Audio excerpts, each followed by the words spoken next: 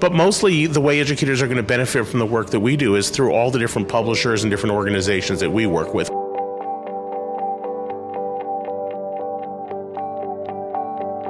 We always represent the interests of the learner, number one. Number two, the educator, in terms of looking at what do they need to be able to be successful, not just in terms of the way we think about teaching today, but in terms of where they're going in the future. And we work with our clients, the organizations that we work with, to make sure that they can be successful today in what they're doing, but also make sure that they're supporting innovative models for teachers in the future. So one of them, and the one I really wanted to talk about in particular that pervades a lot of the kinds of groups that we work with, is an issue about personalized education. And it's so near and dear to my heart. And in fact, even when I was in the classroom, really recognizing the autonomy of a learner and recognizing their own interests was so key. And yet the tools really, so I'll admit, this was back in the 80s. The tools weren't there. I mean, we were just starting to do, electronic grade books and the like. But now, I think that regardless of what anybody has to say about No Child Left Behind, it certainly put the pipes in place to be able to move data in some really interesting ways.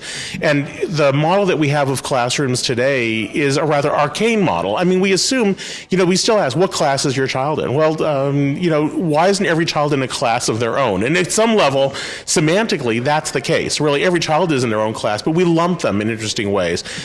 We should look at that in a more dynamic fashion, and that's part of what we're looking at working with the companies that we serve, is how can they address the kinds of models that we have today, a regular teacher's classroom, and at the same time, a teacher who's willing to say, I've got a kid who needs to work more autonomously or has an area of interest that they want to move ahead on. You don't want to stop them from doing those things. You want to find ways to integrate their interests with the concepts that they need to learn. And really creating more autonomous learners is absolutely essential to producing good people to participate in our culture moving ahead.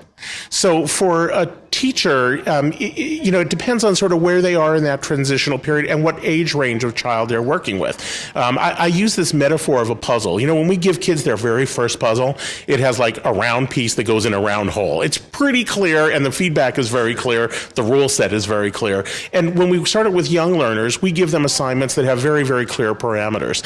What we need to do over time is begin to remove some of those parameters and allow the learner to take more responsibility for that. And the goal is that, if I'm working with an upper elementary child, I may ask them to pick a piece out of a project that they really want to look at, or provide some new context to that project. Or when I'm working with middle school, I really might want to say, what's the area of interest that you want? And let's figure out how you can do a project around the topic to use some of the content that you're learning. You're still going to have to be rather directive in some of the learning, but the reason they're learning it changes fundamentally. It becomes to apply that knowledge in some different ways. And hopefully when we get kids in high school, they're selecting the reason that they're learning. They're driving a lot of their own learning. For some kids, it's going to be academic. For some of them, it's going to be more around particular jobs that they're going to want to do.